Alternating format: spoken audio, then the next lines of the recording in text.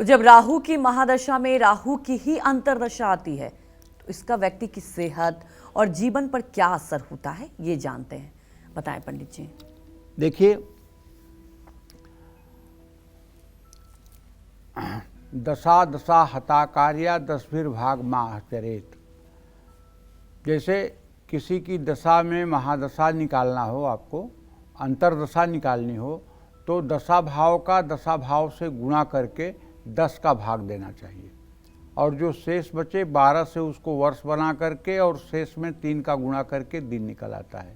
जैसे राहु की महादशा में राहु की अंतर्दशा 2 साल 8 महीने माने 32 महीने की होती है और 12 दिन की होती है। राहु में राहु हो तो व्यक्ति को अपमान, बदनामी, मानसिक तनाव का सामना करना पड़ सकता है।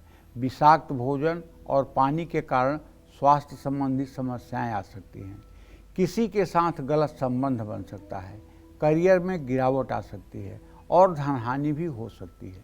परिवार में क्लेश होने की संभावना बढ़ जाती है। किसी प्रिय व्यक्ति से दूर जाने का भय रहता है। सांप के काटने का भय रहता है। जहरीले जानवरों से खतरा रहता है। किसी दुष्ट व्यक्ति के कारण परेशानियों का सामना करना पड़ सकता है। ये तो अशुभ राहु का प्रभाव है। अब शुभ राहु का प्रभाव, अगर राहु आपका वृषभ या मिथुन राशि में है, कन्या या कुंभ राशि में है और तीसरे, छठवें, 11वें स्थान में बैठा हुआ है। कहाँ कहाँ बैठा है, ध्यान दीजिए। तीसरे, छठवें और 11वें स्थान में बैठा हुआ है। तो पहला काम होगा कि राहु की महादशा में जब राहु की अंतर्दशा चलेगी तो आपके विदेश यात्रा या परदेश यात्रा का मार्ग प्रशस्त होगा। धर्म कर्म में आपकी रुचि बढ़ जाएगी। इच्छा शक्ति और साहस को भी बढ़ावा मिलेगा।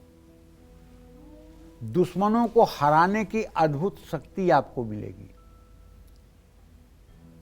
आप पर राहु की महादशा में राहु की अंतर्दशा अगर चल रही है तो भगवान शिव के रौद्र अवतार भगवान भैरव के मंदिर में रविवार को तेल का दिया जलाना चाहिए।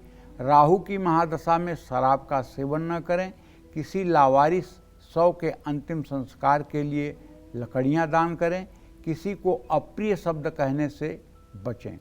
और राहु से बचने का सबसे जो सरल और सटीक तरीका है वो ये है कि दुर्गा अष्टोत्तर शतनाम, जो दुर्गा सप्तशती में लिखा हुआ है, दुर्गा अष्टोत्तर शतनाम, दुर्गा जी के 108 नाम। अगर राहु की महादशा में दुर्गा अष्टोत्तर और राहु की अंतर्दशा हो तो दुर्गा अष्टोत्तर शतनाम का यदि सुबह शाम पाठ किया जाए तो राहु का कुप्रभाव जीवन पर नहीं पड़ता है। लेकिन राहु ये तीसरे, छठवें और 11वें स्थान में है। वृषभ, मिथुन, कन्या या कुंभ राशि का है तो आप मानिए ये राहु आते ही आपके सर पे मुकुट बांध देता है और आप राजा के समान वैभवशाली हो जाते हैं। आपकी यश कीर्ति का पताका चारों दिशाओं में फहरने लगता है। इसके बारे में ज्योतिष का एक फार्मूला है, त्रिषष्ठाय गते पापो जन्मांगो शोभना भवेत।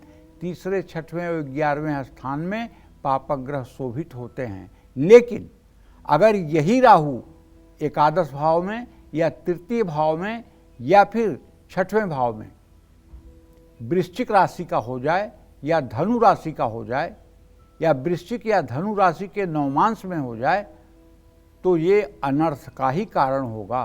अच्छी जगह पर होने के बावजूद भी ये अच्छा फल नहीं देगा।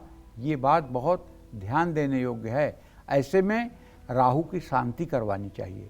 राहु के मंत्र ओम कया चित्र शिव आभूधूति सदा वृद्ध कया सचिष्टया वृता, इस मंत्र का 81,000 मंत्र जप 12 वैदिक ब्राह्मणों द्वारा एक दिन में कराना चाहिए। हवन तर्पण मार्जन कराना चाहिए। ब्राह्मणों को भोजन करा के दक्षिणा देनी चाहिए। इससे राहु की प्रसन्नता मिलती है। और 7 अनाज और 1 कंबल किसी ज़रूरतमंद व्यक्ति को दान करना चाहिए शनिवार को। इससे राहु प्रसन्न होते हैं। जय मां विंध्यवासिनी।